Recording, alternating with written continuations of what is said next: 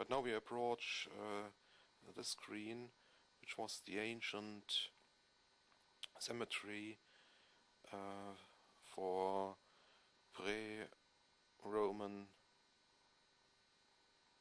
dignitaries, and the important bit is this site here, which is denoted by signpost, and we will approach it and I will tell you exactly what it is.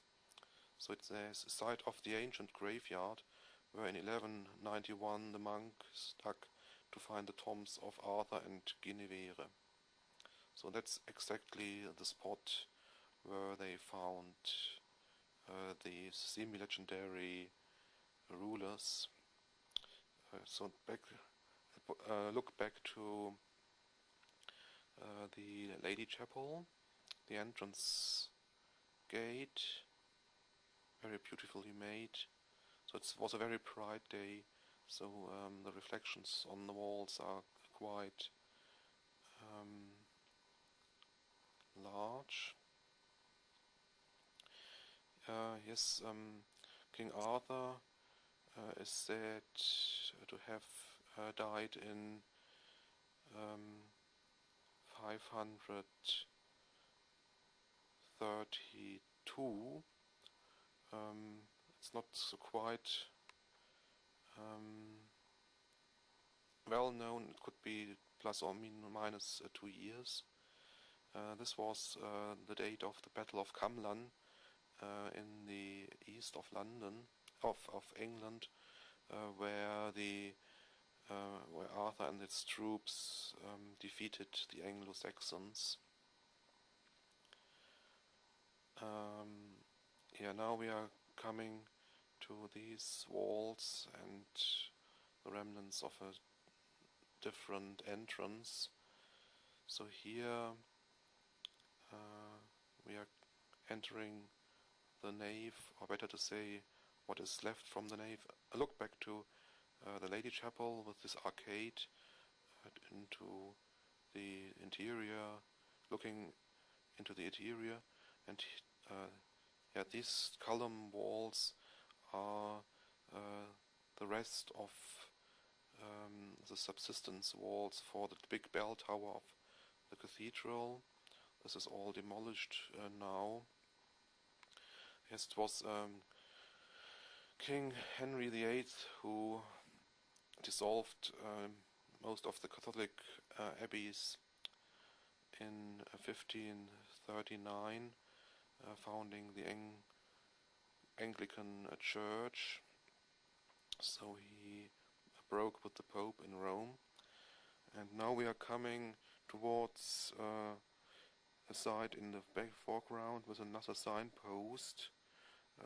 So this is the place where actually the grave of King Arthur in marble was erected in the medieval ages.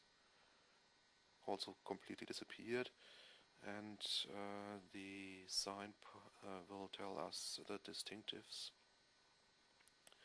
It says, site of King Arthur's tomb. In the year 1191, the bodies of King Arthur and his queen were said to have been found on the south side of the Lady Chapel. On 19th April 1278, their remains were removed in the presence of King Edward I and Queen Eleanor to a black marble tomb on the site. This tomb survived until the dissolution of the abbey in 1539. And from the excavation of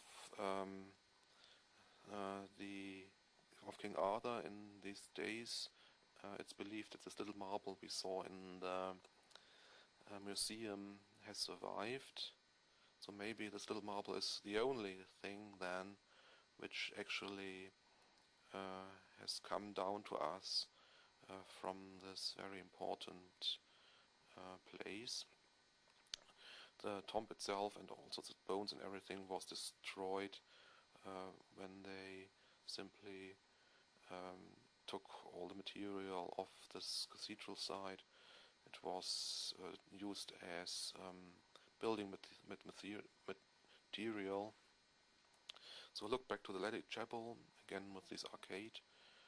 So now here this big entrance gate is the one where the monks simply could enter, and for the services coming from their dormitory and refectory, where we see now the foundations straight ahead.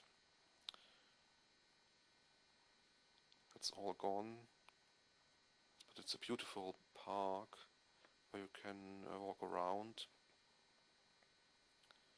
So there are the foundations of these Wellesley buildings. Look back to the ancient graveyard, and now we are going back into the church. King Arthur is a very historical person.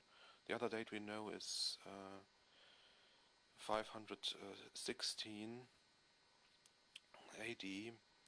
There was the siege of Bath, the major Roman town in the south of southwest of Britain, or in Somerset. So the Anglo-Saxons tried to capture this important city, but this was prevented by King Arthur, and this victory gave him his fame. Alright, the Edgar Chapel begun by Abbot Richard Beer, 1493 to 1524, and completed by Abbot Richard Whiting, 1523 to 1539. So it was really a building program up to the dissolution of the abbey. This Richard Whiting, the last abbot, was actually executed by King Henry VIII. He wanted to make an example.